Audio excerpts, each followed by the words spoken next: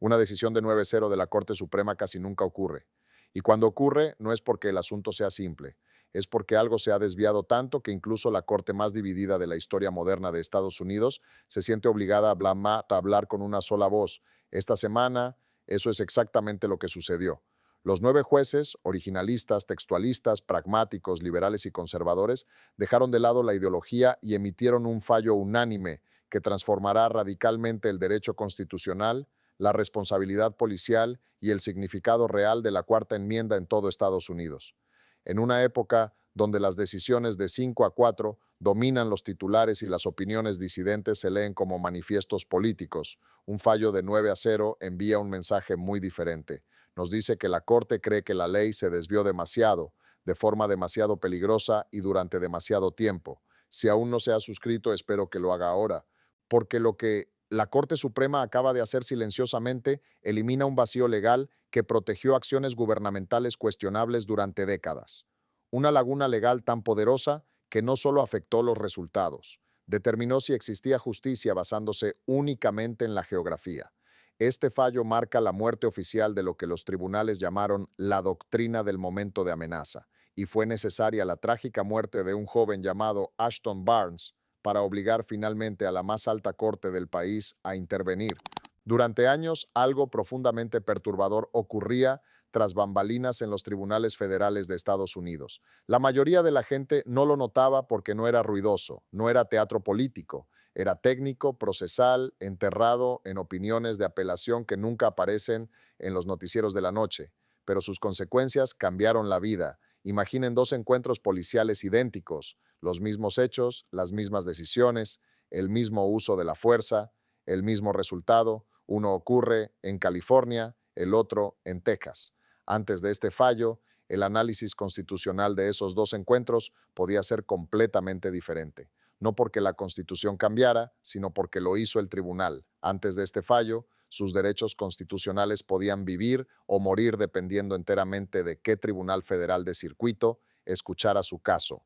Las protecciones de la Cuarta Enmienda, el derecho a estar libre de registros e incautaciones irrazonables, no eran universales, eran regionales. Ese solo hecho debería detenerlos en seco. Se supone que la Constitución significa lo mismo en Maine que en Texas, Washington y Florida.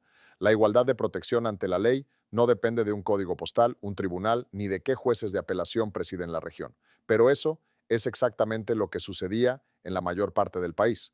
Los tribunales federales siguieron el tradicional enfoque de la totalidad de las circunstancias. Los jueces evaluaban la conducta policial examinando todo el encuentro de principio a fin, por qué se produjo la detención, cómo se comportaron los agentes, si sus decisiones agravaron la situación, si existían alternativas más seguras, si las propias acciones de la gente crearon o intensificaron el peligro. Este enfoque no era controvertido, se basaba en décadas de precedentes de la Corte Suprema y era coherente con la interpretación de la Cuarta Enmienda desde su fundación.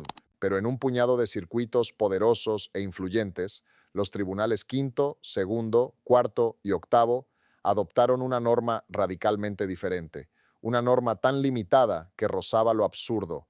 La llamaron la doctrina del momento de la amenaza. Bajo esta doctrina se instruyó a los jueces a aplicar lo que la jueza Elena Kagan describiría más tarde como anteojeras cronológicas. Todo lo ocurrido antes de los momentos finales de un incidente de uso de la fuerza se consideraba legalmente irrelevante. Las infracciones de las políticas no importaban, las tácticas imprudentes no importaban, la escalada no importaba. Ignorar el entrenamiento para la desescalada no importaba. La única pregunta que planteaba el tribunal era esta. En los últimos 1 o 2 segundos, ¿percibió el agente una amenaza? Si la respuesta era afirmativa, el análisis solía terminar ahí. Se aplicaba la inmunidad cualificada. El caso se desestimaba, a menudo antes del descubrimiento de pruebas, a menudo antes del juicio, a menudo antes de que el jurado siquiera conociera los hechos. La rendición de cuentas se desvaneció. La justicia se volvió geográfica. Si se producía un uso excesivo de la fuerza en Houston, el caso solía estar condenado a muerte. Si ocurría lo mismo en Los Ángeles, podrías tener tu día en el tribunal. Esto no era teórico. Las cifras eran asombrosas. Entre 2018 y 2023, los tribunales federales de apelación emitieron más de 240 opiniones publicadas que abordaban esta misma cuestión constitucional y discreparon entre sí el 60% de las veces. Reflexionen sobre esto. Más de la mitad de las veces, los jueces federales que revisaban hechos similares ni siquiera se ponían de acuerdo en el marco básico para analizar la misma reclamación de la Cuarta Enmienda. Eso no es un desacuerdo sano, eso es caos constitucional. Aún más inquietante, el propio gobierno federal aprovechó la confusión. Los abogados del gobierno adoptaron posturas diferentes según el lugar donde argumentaran. Una interpretación constitucional en el quinto circuito, la interpretación exactamente opuesta en el séptimo. Misma constitución, mismo gobierno, diferentes respuestas. Los ciudadanos comunes fueron el daño colateral. Y entonces todo cambió debido a una parada de tráfico rutinaria en Texas que duró menos de 2 minutos. En 2016, Ashton Barnes fue detenido en el condado de Harris, Texas, por una infracción menor de peaje. $645 en peajes sin pagar. Debería haber sido algo normal. Una multa, tal vez una advertencia, y todos se fueron a casa. En 60 segundos, el agente Roberto Félix desenfundó su arma. En 90 segundos, tomó una decisión que la mayoría de los expertos en entrenamiento policial describirían más tarde como tácticamente imprudente. Saltó sobre la puerta del vehículo en movimiento de Barnes. Segundos después, Félix disparó 2 tiros a través de la ventana. Barnes murió por una infracción de peaje. Cuando la familia de Barnes demandó, buscando responsabilidades, se toparon de frente con la doctrina del momento de amenaza. Los tribunales inferiores ignoraron casi todo lo importante. No examinaron por qué se intensificó la detención. No examinaron la decisión de subirse a un coche en movimiento, una maniobra ampliamente desaconsejada en los manuales de entrenamiento policial de todo el país. No examinaron si era posible desescalar o desvincularse. Se centraron solo en los 2 últimos segundos porque Félix estaba en peligro en ese preciso momento, un peligro creado por sus propias decisiones tácticas. El tribunal dictaminó que el asesinato fue razonable según la Cuarta Enmienda. Caso desestimado, sin juicio, sin jurado, sin rendición de cuentas. La Corte Suprema analizó esa lógica y dijo, no más. Llevar un caso ante la Corte Suprema es extremadamente difícil. Cada año, la Corte recibe entre 7,000 y 8,000 peticiones. Se aceptan menos de 80 casos. Eso representa una tasa de aceptación de aproximadamente el 1%. El caso Barnes versus Félix superó esa barrera porque no se trató solo de una tragedia.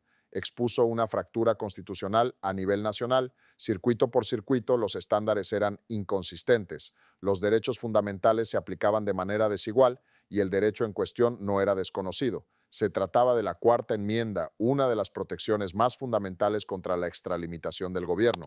Más de 40 organizaciones presentaron escritos amicus curiae, think tanks libertarios, grupos progresistas de derechos civiles, exfiscales, exfuncionarios de las fuerzas del orden. El Cato Institute y el Constitutional Accountability Center, organizaciones que rara vez coinciden en algo, llegaron a la misma conclusión desde diferentes caminos ideológicos.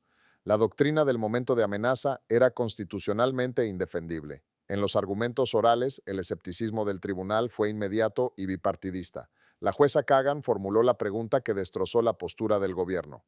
Bajo su mandato, ¿podría un oficial provocar una confrontación, crear peligro mediante tácticas imprudentes y luego alegar defensa propia debido al peligro que creó? El gobierno tuvo dificultades para responder. El juez Gorsuch insistió en el punto histórico. El texto de la Constitución no había cambiado. Los redactores no analizaron el poder del gobierno en instantáneas aisladas.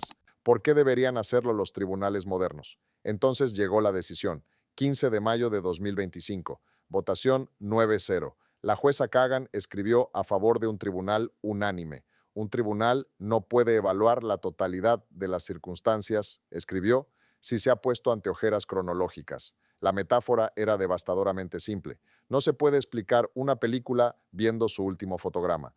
No se puede entender una historia leyendo su última frase.